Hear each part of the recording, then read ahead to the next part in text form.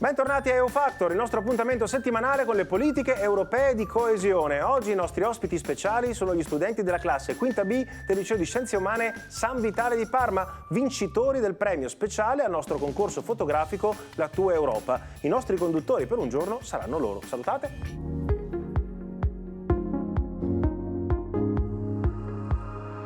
Cominciamo da Cesena, dove la cooperativa Sunset ha realizzato l'11ª storia di coesione di EU Factor sulla biblioteca malatestiana. All'interno di questo luogo storico, grazie al contributo dei fondi di coesione europei, è stata realizzata una nuova e moderna ala dedicata all'audiovisivo. Un progetto che permette così di fondere in modo vincente il passato e il futuro. Cominciamo allora il nostro viaggio nell'affascinante Cesena, un connubio di storia e modernità. Qui, spostandoci verso il cuore della città, incontriamo la Biblioteca Malatestiana, uno dei simboli di Cesena e nel 2005 dichiarata Patrimonio dell'Umanità dall'UNESCO. Fondata nel 1447 da Malatesta Novello, questa biblioteca è una delle prime biblioteche pubbliche d'Europa. I suoi scaffali ospitano antichi manoscritti, preziosi codici miniati e una vasta collezione di libri che risalgono a secoli fa.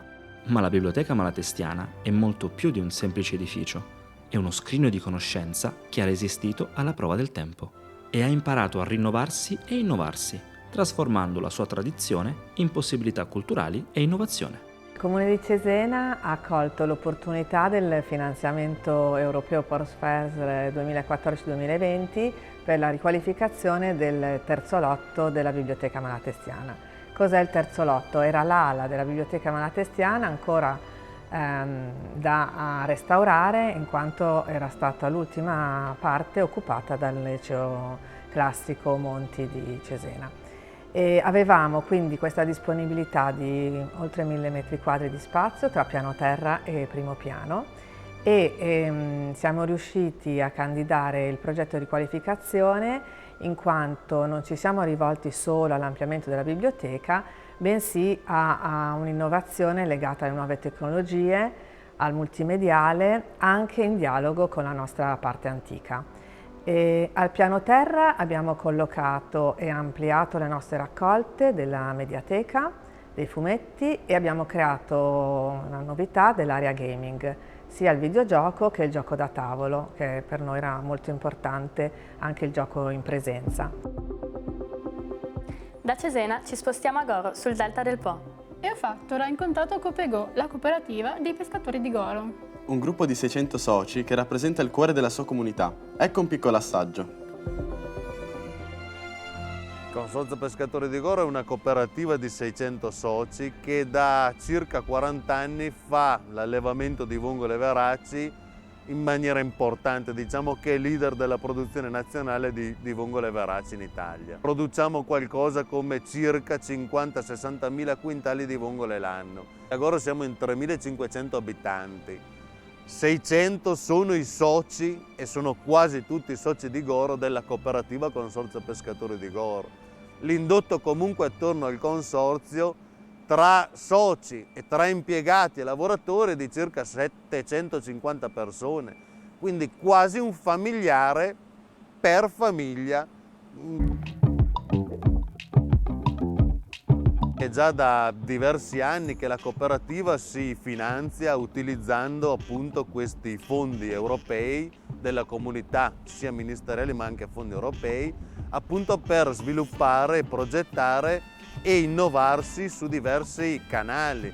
Uno può essere ad esempio la lavorazione che stiamo facendo, uno è la ricerca e lo sviluppo, l'altra è proprio un'innovazione sulla sostenibilità, sui diversi packaging, imballaggi che stiamo lavorando.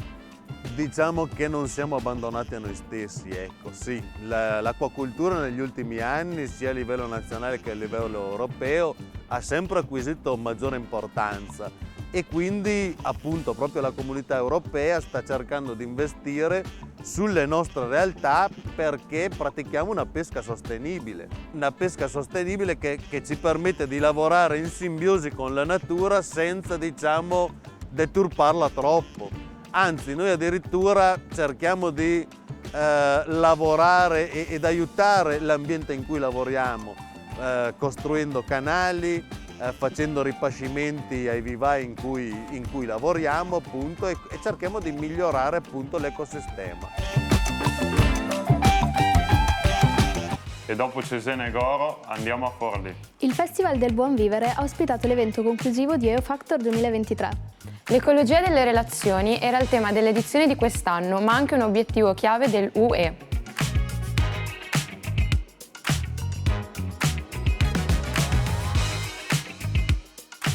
Noi siamo la quinta ASIA dell'Istituto Tecnico Carlo Matteucci di Forlì.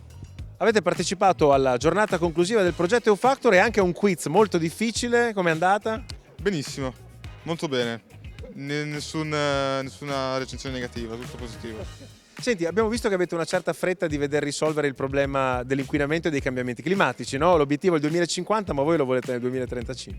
Sì, perché comunque è un argomento che si sta affrontando già da molti anni, quindi io penso, ma credo che anche i miei compagni pensano, che sia un problema da risolvere il prima possibile.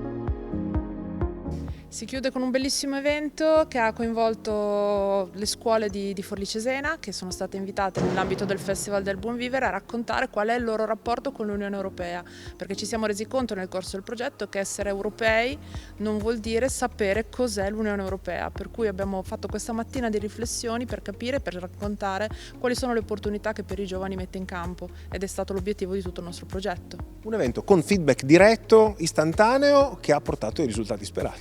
Sì, direi di sì, abbiamo cercato di parlare il linguaggio dei giovani, che era uno dei compiti che ci eravamo dati con EUFactor originariamente, e quindi abbiamo utilizzato la tecnologia per raccontare loro quali sono le tecnologie anche messe a loro disposizione, come con l'ultima domanda che abbiamo scoperto essere un pochino un cavallo di Troia interessante da utilizzare con loro.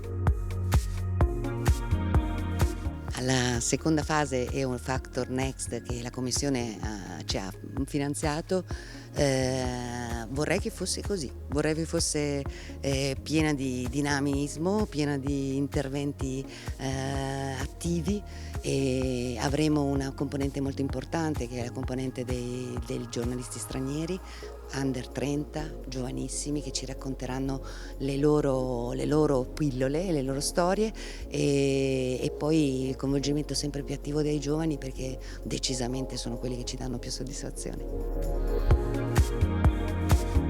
Dalla quinta B del Liceo San Vitale è tutto. EUFactor vi dà appuntamento alla prossima settimana.